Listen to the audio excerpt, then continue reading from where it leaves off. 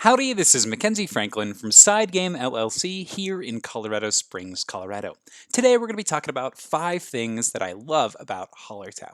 So Hallertau is a 10 out of 10 game for me, and let's see why it's the case. Now first off, what is Hallertau? So Hallertau has you playing as a German group of farmers, and it's your job to cultivate your land using crop rotation, cultivate some sheep in order to increase your standing on this shed track. So if you have this giant shed in front of you that you're going to be kind of dumping resources into to try to increase in order to score lots of points by the end of the game. So that's the first thing I want to talk about though, is how you actually do this, and that is my first favorite thing, is the unique worker placement. So this game is a worker placement game, kind of like a standard Uwe Rosenberg thing, where you're going to be taking workers, putting them into sections here, and carrying out the actions. Now the sections are organized extremely clearly, and I love how they're organized. They're organized in quadrants. So for example, this is the market quadrant, the third quadrant here, and each of these has a little type that each of the spots will fall into. So the trade, anytime you trade, it's got these little crates. Anytime you're doing anything with cultivation or farming, it has these little bulbs. If you're going to get sheep at all, it's got these little sheep in the corner. And if you're getting any of the jewelry, it's got this little jewelry in the corner. So each of the areas is kind of categorized that way. The other thing you'll notice is that there are these slots on the side here that are in perfect little squares. And that's because to take these actions, you'll use these blue worker cubes to take the action. So nobody has specific player colors in this game. You just get a number of these cubes every round based on your shed. And so you'll put these out, and to take an action, if it's empty, it only costs 1. But if somebody's already there, it'll cost 2 and 3 and so on and so forth. So by the end of the round, your spaces may look something like this, where some are completely empty, but some that have been visited a lot are super full. But once they are full, they have the 3 workers at the top, nobody can use them. And I think that's extremely fascinating. And depending on the player count, those worker spots here will get cleared based on the special cards. So you can see them at the top here. If you're playing with less than 4 players, you'll reveal one of those cards, and that'll tell you what cubes to get rid of. So it's kind of unpredictable what actions will be taken. But if you're playing with the full 4-player count, the top row of everything will be cleared every round. So it's really interesting to kind of see the change of the different values of the spaces, and you can see just how popular a space can get. So are you willing to pay that many workers for a specific space, or are you going to go for the cheap stuff that no one's really using? So it's really cool here. I love the worker placement here. So that's my first favorite thing, is the unique worker placement. Now my second favorite thing has to do with that shed mechanism, and that was what I was talking about earlier. This is kind of your main goal in the game. So in front of you, you're going to have this board. It's a kind of one large board with a small shed on top, and the shed has a window in it, and that window determines how many workers you get every round. So you're trying to get it as far to the right as possible, because you can get up to 12 workers around. You start off with 6, and every time you move it up, you'll get extra. The way you're going to be moving this has to do with these little tiles here. So the tiles at the end of the round, you're going to be paying that specific resource in order to slide that specific tile to the right. So for example, that top one, you're going to pay a meat and a milk. And when you do meat and milk, and you'll push it to the right. Based on the round that you do it, the number of those resources you spend increases. So in the first round, you just have to pay 1 resource or something like that, very minimal amounts. When you do that, you get to move it once, so you're trying to move it as much as possible. However, those boulders there are going to get in your way.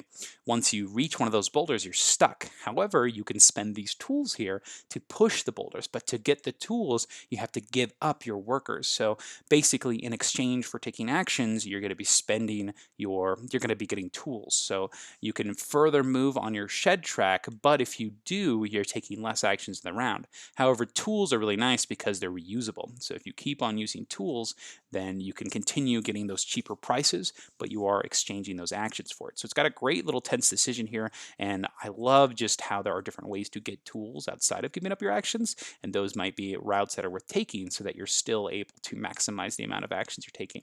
I like how this is a clearly visible way to track your progress in the game and your victory points, and I also enjoy how there are multiple resources you can spend for each of these things, and there's kind of a changing cost. And you'll see here on the top of these boards, the costs increase every round. So in the first round 1, second round 2, it's pretty fascinating. The last thing that's cool is you have this jewelry resource, and if you're ever missing resources, you can always just spend 1 jewelry to automatically push one of those houses. It's very flexible, very cool, and there are spaces that give you jewelry throughout the game. Very powerful resource.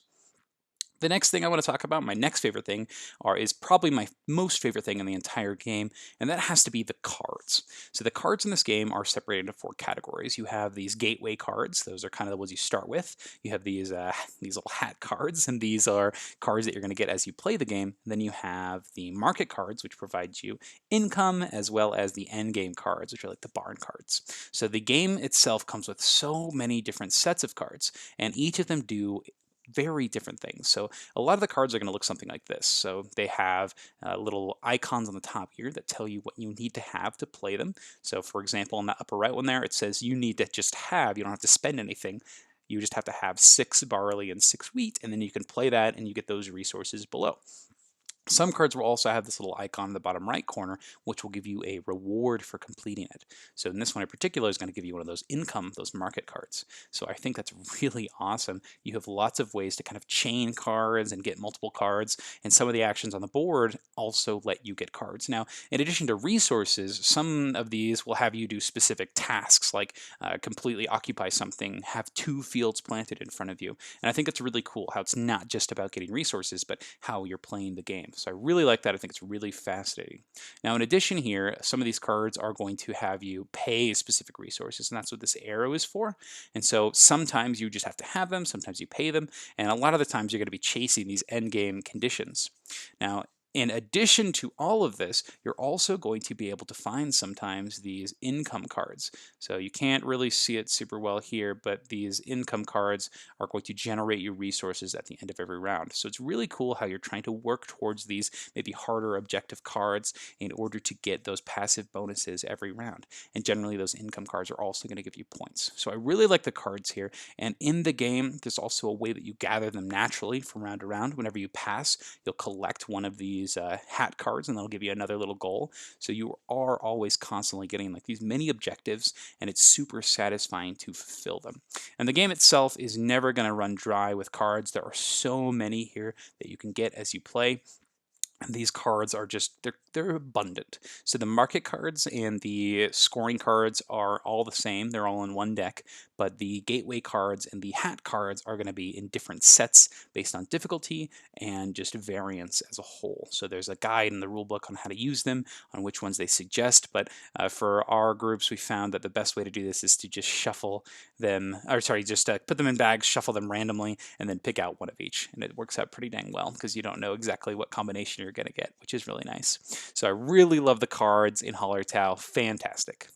The next thing I really enjoy is the crop rotation. So this game heavily features crop rotation. And the way this works is you have this track on the left side of your board that kind of contains your resources. There's no real resource tokens. Instead, it's all on a tracker. You're probably going to get multiple resource tokens, though, because you can actually spend these resource tokens to plant them in your fields. So each of these fields is on a level, and each level represents what the yield of that crop is. So for example, if I put a vegetable in this 3rd level, at the end of the round, it's going to give me 3 of that crop. So pretty cool. You move down your stock supply down by 1, put a piece in the field, and then at the end of the round, you'll move it to the left and drop the field's efficiency down. This game is really cool where the more you use a field, the worse it gets. However, inversely, the less you use a field, the better it gets. So, for example, say your board looks like this. At the end of the round, the first thing you do is you look at all your empty fields, and all your empty fields get better by 1. So those 2 there would go up by 1. So one's highest efficiency, one's at a 4. In addition, you get to give +1 to one other field. So if your board was like this, both those empty fields would go all the way up to 5. So next round, they're going to be super efficient in giving you resources. However, you would get those 2 other resources, they would get 5 and 4 respectively, and then they would drop down 1 efficiency level. So it's kind of awesome how you're able to play with that value. In addition, you get points at the end for how efficient your fields are. Very minor points, but still points nonetheless. But I really like this system, and I love how you can visibly see the effects of time during the game, which I think is really cool. And kind of playing into that, my last thing here that I really like about the game is another one of those visible effects of time, and that has to do with the sheep resource. This is a very minor thing that I really enjoy in the game, but I think it's really neat. Now, we saw that track earlier in the game here, the one with all the cards on it. This is also where you're going to be keeping your sheep. Whenever you get a sheep, you're going to be placing it on the board somewhere based on the round. Now, if you place it on one of these top areas, that bottom area is going to have a card. You'll place it basically wherever the round says. If it's round 1, you'll place it where that little arrow marks. You're going to put it on top of that card. Now, if those sheep are still on that card when you take the card off, the sheep actually die. So they have an age in this game. However, if you start getting sheep from round 3 to 6, they're going to go in this bottom section, which means they get an extra point. So you have this interesting choice whether you get sheep early to start doing production and breeding, or do you get them later to ensure that they don't die and you're not going to miss out on any resources. Now, there's lots of ways that you can use sheep. You can use them to fill your cards. You can use them to go to the butcher. You can get meat and wool from them. There's lots of, meat and hide, and it might be worth it to take that route, but I really enjoy this very minor mechanism, very minor system, and how it works in the game. I think it's really, really cool.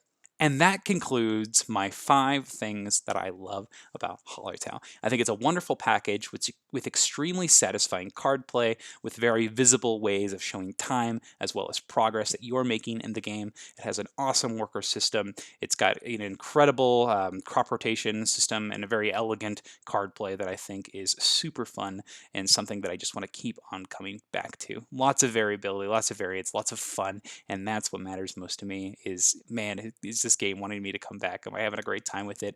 And for Hallertau, yes, it is. So thank you so much for watching. Thanks for sticking around and hearing my thoughts on Hallertau. Side game strong.